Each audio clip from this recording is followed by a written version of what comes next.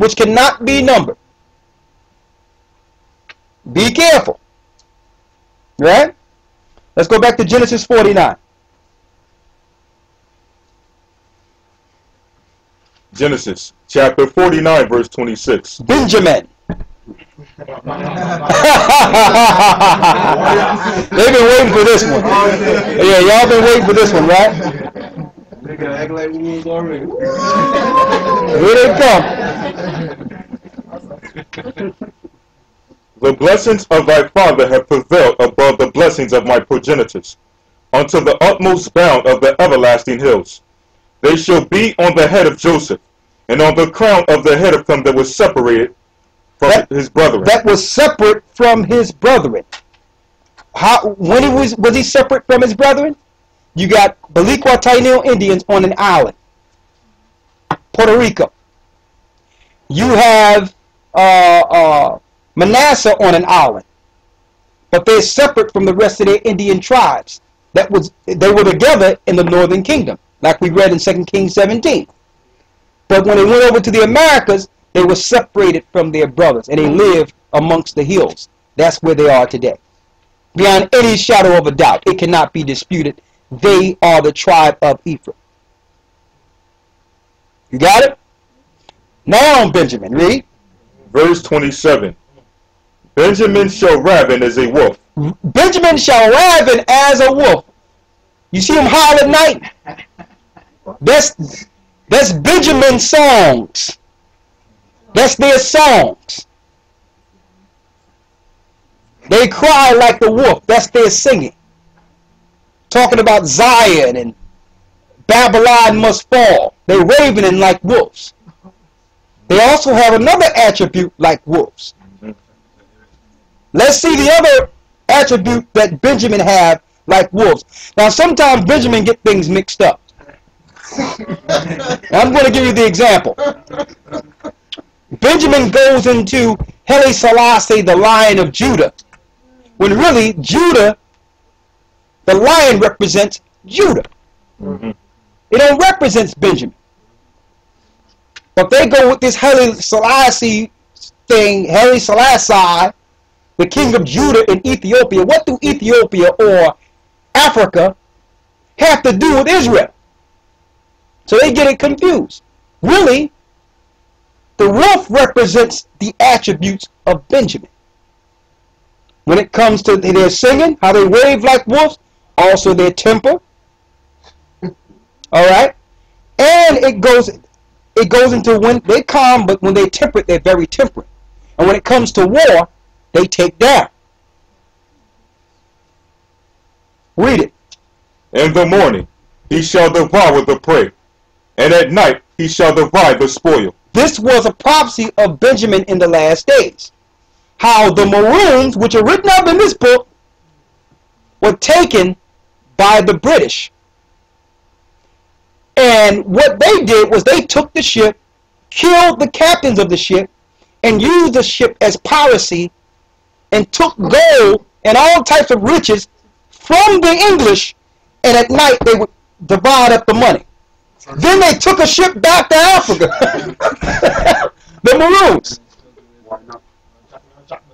They said, listen, we got paid. It was to a point where they just had to just let Benjamin go in Jamaica. Because Jamaica, these guys, with the Willie Lynch, they tried everything on these guys, and these guys said, listen, I'm not working. And every opportunity, these Benjamin would take and spoil them. So they left them alone. That's Benjamin for you. Go ahead. Go ahead. Get it on him, man. Get that on him. Yeah, go ahead. What you say? The Haitian Revolution was Yes.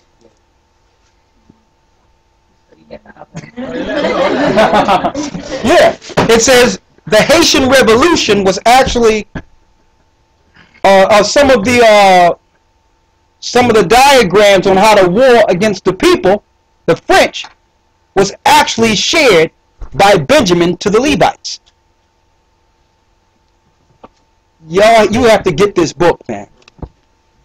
Hebrewism in West Africa. It goes into it. It tells you the character and attribute of the 12 tribes. And beyond any shadow of a doubt, it links directly with the Bible. It links directly with the Bible.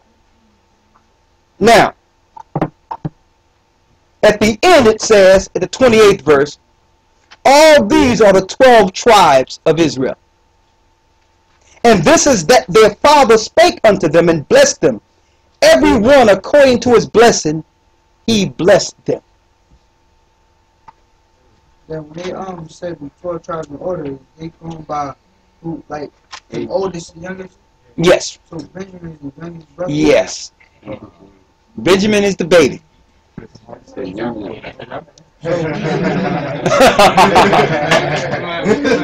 Benjamin is the baby. And I tell you what, man. I mean, Jacob loved Benjamin, man. Jacob loved Benjamin.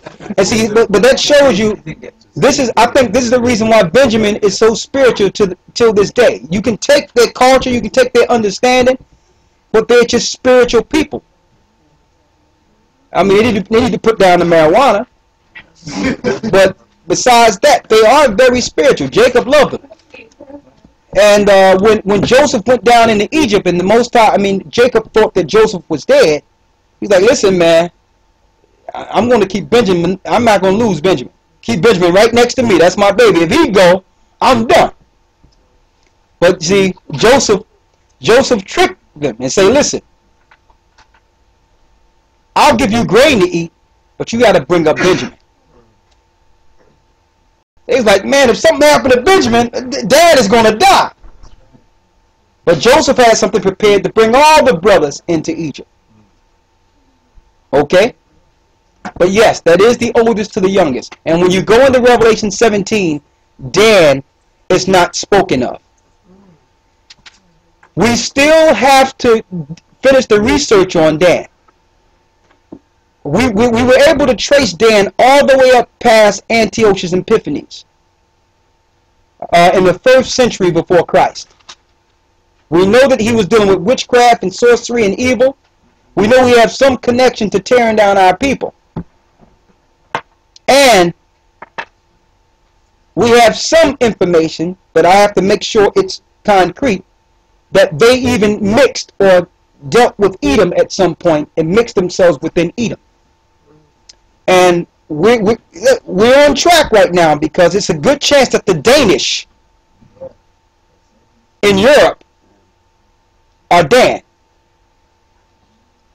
Alright? But we have to get the history on it first and show how they actually migrated and linked with Edom.